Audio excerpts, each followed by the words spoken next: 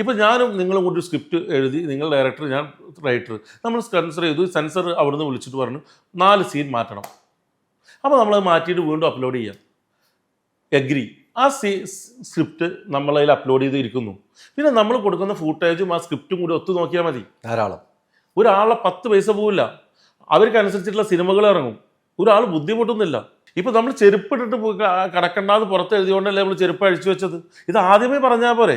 ഞാൻ എന്നെ ഇവിടെ അകത്ത് കയറ്റി കൊടുത്ത് നിങ്ങൾ ചെരുപ്പ് ഊരി കൊണ്ടുപോകണത് മോശമല്ലേ? ഉദാഹരണമാണ്, കൃത്യമാണ്.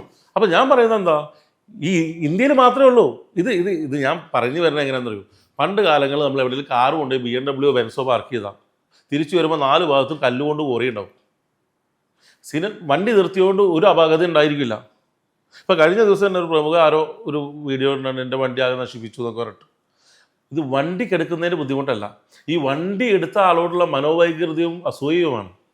അപ്പോൾ സിനിമ നമ്മളിപ്പോൾ ഈ 10, 16, 20 കോടി എടുത്ത് ഒരു സിനിമ വളരെ ഭംഗിയായി ഷൂട്ട് ചെയ്ത് കൊണ്ടുവരുമ്പോൾ ഇത് ആസ്വദിക്കുന്നതിനനുസരിച്ചിട്ട് കട്ട് ചെയ്യുവർ.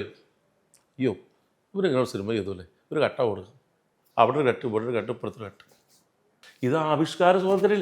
ഞാൻ പറഞ്ഞു നാളെ മുതൽ, ഇന്നല്ല വരും തോറും നിങ്ങൾക്കൊന്ന് ഇവിടെ ഇപ്പോൾ ചർച്ച ചെയ്യുന്നത് മുൻകൂട്ടി നമ്മൾ അറിയിച്ച് ഇതിന് പെർമിഷൻ വാങ്ങിയിട്ട് ന്യൂസ് പുറത്ത് വിടേണ്ട കാലം വിദൂരമല്ല.